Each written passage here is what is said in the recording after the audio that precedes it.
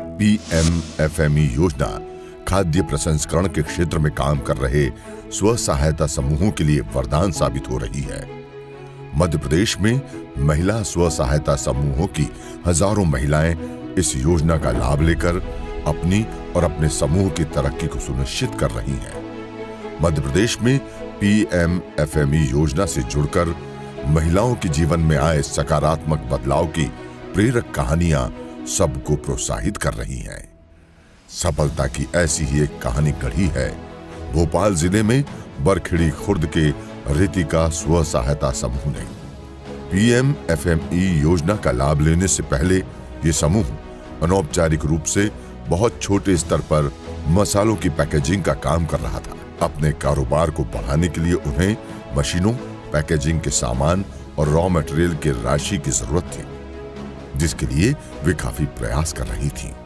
PMFME योजना की जानकारी मिलने के बाद उनके प्रयासों को जैसे मंजिल मिल गई। उन्होंने बिना समय गंवाए इस योजना में अपने समूह का पंजीयन कराया, सारी औपचारिकताएं पूरी की और बेहद आसानी से उन्हें योजना में 2,17,000 रुपए का ऋण मिल गया। इस राशि से उन्होंने पिसाई मशीन, पैकिंग मशीन और तुलाई मशीन खरीदी। इन सुविधाओं के बाद इस समूह के काम में गति आ गई।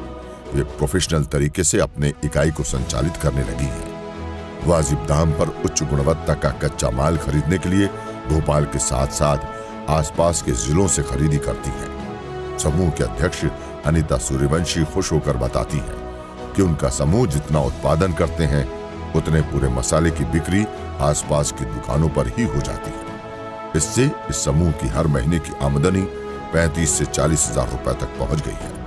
पीएमएफएमई द्वारा हमें लोन प्राप्त हुआ है, तो उससे हमने मसाला उद्योग का निर्माण शुरू करा है। तो उसके लिए हम कच्चा माल भी लेके कच्चे माल की घर पे ही पिसाई होती है और ये माल दुकानों पे जाके सप्लाई होता है और इससे हमें 35 से 40,000 रुपये महीने की इनकम होती है। अपनी मेहनत और पीएमएफएमई योजना से मिली सफलता से समूह की महिलाएं आत्मनिर्भर और सशक्त हो रही हैं। प्रधानमंत्री श्री नरेंद्र मोदी के विजन और लाडली बहनों को सशक्त बनाने के मुख्यमंत्री श्री शिवराज सिंह चौहान के प्रयासों को पीएमएफएमई योजना से साकार कर रही है मध्य प्रदेश सरकार।